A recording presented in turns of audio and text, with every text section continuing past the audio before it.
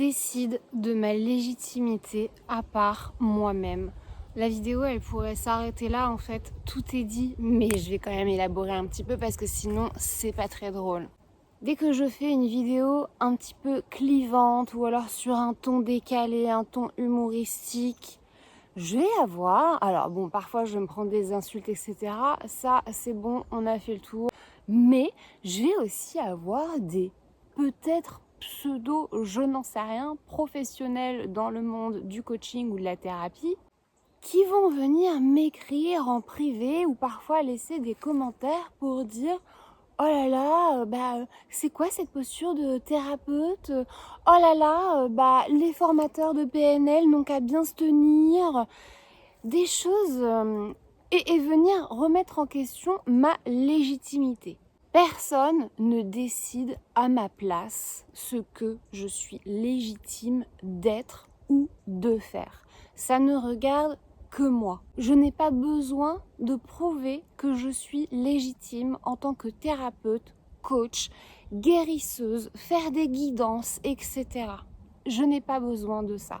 J'ai fait toutes mes formations, mais même bien avant ça, je suis née pour aider l'humain. Je suis née pour ça. Je suis née pour guider. Je choisis de me montrer sous toutes mes couleurs, sous toutes mes facettes, de faire vivre, d'exprimer tout ce qu'il y a à l'intérieur de moi, que ce soit par l'art, que ce soit par la création de contenu, que j'emploie parfois des tons très clivants, humoristiques, parfois plus doux, plus nuancés. Tout ça, ça me regarde. Si j'ai envie de partager mon art, si j'ai envie de partager quoi que ce soit qui n'a rien à voir avec le coaching ou la thérapie, mais je fais ce que je veux et ça ne change rien à mes qualités en tant que thérapeute et coach. Une des raisons pour lesquelles j'ai arrêté fin 2021-2022, c'était en partie pour ça. Alors pas que, il y avait plein de raisons, j'étais en plein burn-out, etc., en pleine séparation, bref, il y avait plein de choses qui se passaient dans ma vie personnelle aussi.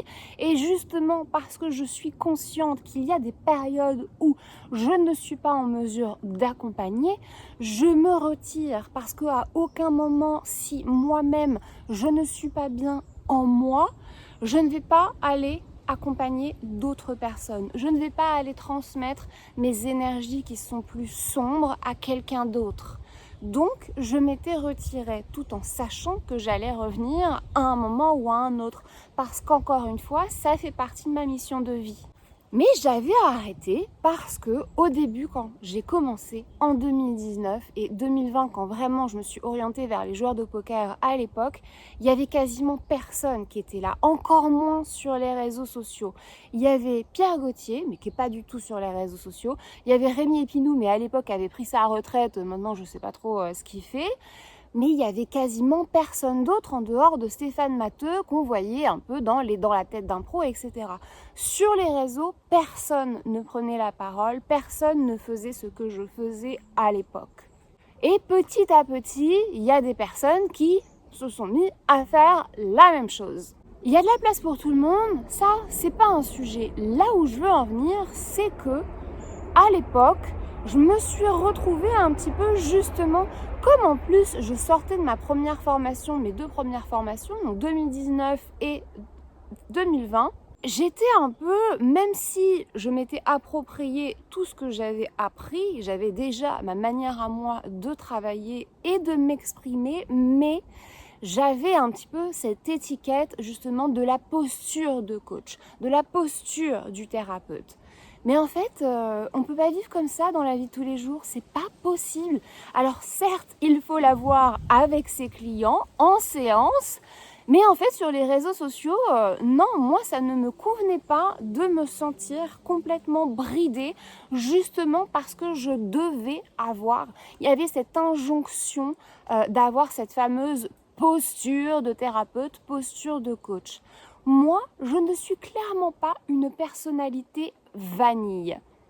Je suis quelqu'un de très épicé. Je suis quelqu'un qui dit ce qu'elle pense de la manière dont ça sort. Je ne prends pas toujours les gants. Parfois, je vais manquer de tact.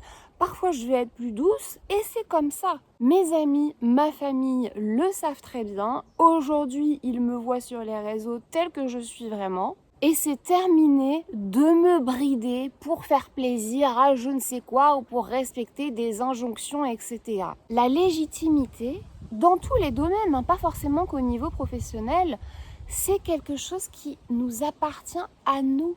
Si ta légitimité, elle dépend de quelqu'un d'autre, mais du coup, si cette personne, du jour au lendemain, elle n'est plus d'accord, mais donc du coup, tu n'es plus légitime.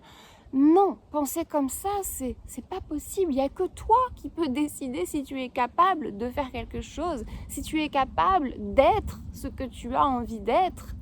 Ça t'appartient à toi. Je suis quelqu'un qui me remet beaucoup en question. Je pense que je suis née dans l'introspection de moi-même. Une des choses que j'adore dans la vie, c'est de comprendre la vie et de comprendre les humains, de comprendre le fonctionnement, etc. Et donc, en priorité, le mien. Donc, je me remets très régulièrement en question. Par contre, c'est vrai qu'au niveau professionnel, je sais que j'ai toujours eu des facilités, des capacités, j'apprends très vite et en général, je suis efficace. Et là, maintenant, je vais basculer sur un autre sujet. Par contre, ces dernières années, il s'est passé des choses qui ont fait que je me suis moi remise en question et remise en question ma valeur personnelle. Et là, je vais rentrer dans un sujet plus personnel. Il y a quelques années, j'ai vécu une relation qui a été assez bouleversante, qui a remis beaucoup de choses en question dans ma vie. Et j'ai donné à un homme le pouvoir de remettre en question ma valeur personnelle. Cette personne était censée m'aider à me lancer sur les spins. Et il y a quelque chose d'autre qui s'est développé entre-temps entre nous. C'était très ambigu. Et en gros, il me faisait comprendre que tant que je ne serais pas sur les 20 euros, donc en gros, tant que je n'aurais pas tel niveau et par conséquent tant d'argent, on ne se verrait pas. En gros, c'était ça. Le souci avec cette phrase qu'il a pu dire, ça a planté une graine à l'intérieur de moi, comme quoi ma valeur n'était pas suffisante à ses yeux. Et à partir de là, il y a eu un enchaînement de plein de choses. J'ai eu une relation avec mon père, une enfance assez traumatisante avec mon père. Et donc ces dernières années, en fait à partir de cette phrase que cet homme m'a dit, ça a enchaîné tout un travail de guérison avec le masculin. D'abord avec le père, le transgénérationnel, etc. Mais ensuite, je me suis retrouvée face à des hommes qui venaient réveiller des blessures chez moi. La blessure d'abandon et la blessure de rejet notamment, que je me suis prise bien dans la face. Mais en fait, c'est simplement venu réveiller des blessures et des traumatismes d'enfance que je n'avais pas réglés en fait. La blessure d'abandon que j'ai pu ressentir par mon père, de rejet aussi, et la blessure de rejet que j'ai énormément ressentie quand j'étais à l'école, puisque c'était très difficile pour moi à l'école. Et donc, ces dernières années, j'ai dû travailler là-dessus. Au fur et à mesure, j'ai vu que il y avait certains schémas que je répétais dans mes relations amoureuses et que je rencontrais des hommes qui venaient très rapidement me mettre en reflet ces fameuses blessures ou des choses que j'avais encore à régler. Je me rendais compte que je remettais une partie de ma valeur personnelle dans la main de certains hommes. Et quand je me suis rendu compte de ça, c'est là que j'ai pu commencer vraiment à ouvrir les yeux et à comprendre et me remettre en question et surtout reprendre mon pouvoir personnel, réapprendre à m'aimer et à m'accepter tel que je suis aujourd'hui, mais aussi tel que j'ai été et tel que je serai. Et c'est ça que je veux véhiculer dans mes contenus. Je veux apprendre aux gens à s'aimer tels qu'ils sont.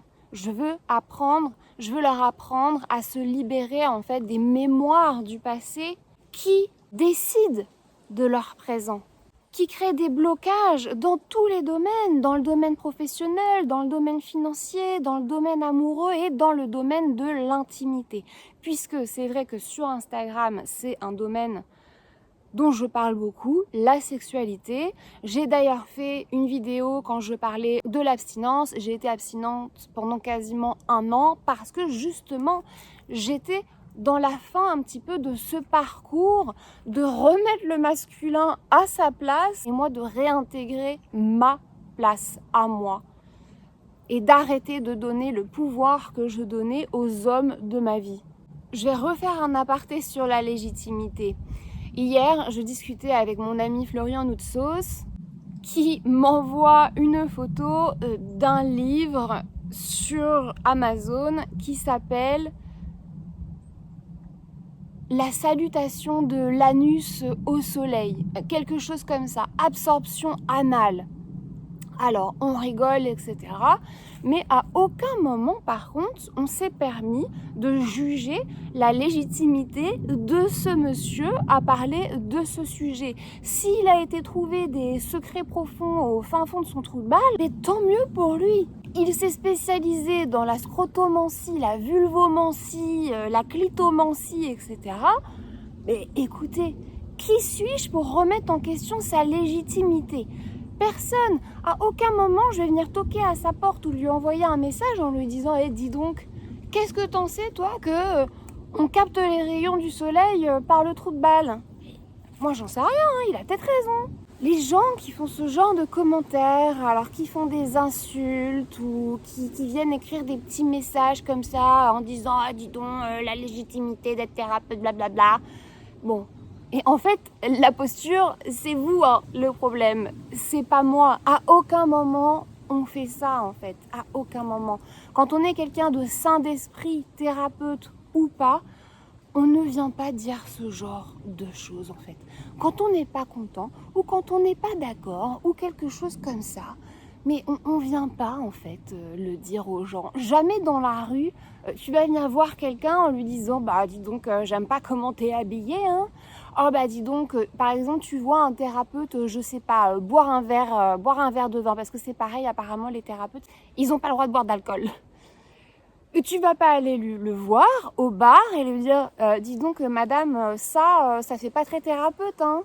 Ou alors je vais danser par exemple, je sais pas, je vais danser dans une boîte de nuit ou quelque chose comme ça. Donc c'est pareil, les thérapeutes ils ont pas le droit de danser. Non, ne dansez pas. Tu vas pas venir me voir en me disant et dis donc ta posture de coach là en train de te déhancher, ça fait pas très coach ça. Vous comprenez ou c'est bon ? Donc voilà, pour tous ceux et celles qui parfois remettent en question leur légitimité, je sais qu'il y a beaucoup de personnes, notamment dans le domaine du coaching, de la thérapie, etc., mais aussi dans d'autres domaines, il n'y a que vous qui êtes en mesure de décider de votre légitimité. Ça vous regarde vous, votre valeur personnelle et vos valeurs en général. Si vous êtes OK, si vous êtes en cohérence avec vous-même, voilà, les autres, c'est poussière en fait. Bon, sur ce, je vais aller exposer mon anus au soleil là pour capter un petit peu les rayons.